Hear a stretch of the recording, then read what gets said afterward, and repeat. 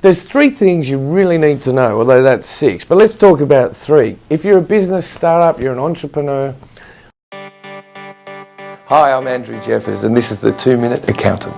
I find a lot of people go to these Weekend Warrior courses or they join some sort of education program which says you're an entrepreneur, you can move forward and you can make these things happen.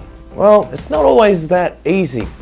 One of the things I find is I have a lot of people ask me, would I be their advisor? Would I come on their board? And they say, we'll give you some shares for the company going forward if you come and help us out. Well, to be honest, the advice that you get in a situation like that, how motivated is really an experienced person to be on your board, particularly when they've got so many responsibilities and liabilities.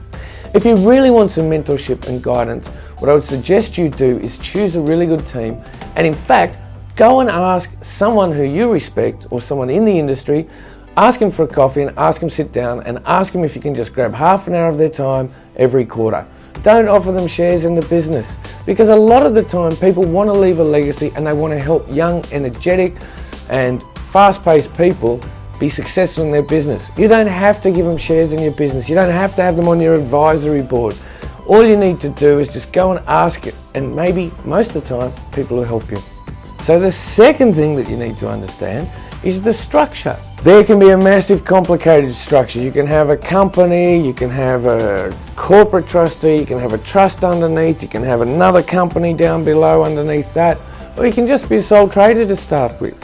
But it all depends about your business and where it's supposed to sit and how much money you actually want to spend. So structure is important. It's important for today and the future. I mean, if you're very serious about your business, you should be setting up a family discretionary trust and look at that as an owner of the vehicle. And you also need to protect your own personal assets because particularly as an entrepreneur, things can go bad. They do. 10,000 businesses and companies last year went out of business and went into insolvency. The third thing you really need is a reality check. I'm sorry, you can go to the Weekend Warrior courses, you can go to this education with, to be honest, non-qualified people telling you to hand over your money to them and start your business and move forward. You have to have a reality check. Does your business really work? Will people be prepared to pay for your product?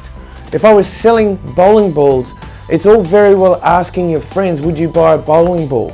The test is pulling the bowling ball out of the back of the car, handing it to them and then asking them for 20 bucks.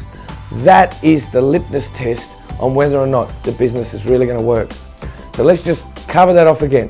Select your right advisors, and sometimes they don't have to be an advisory board or get shares. 2, make sure you set yourself up for the correct structure.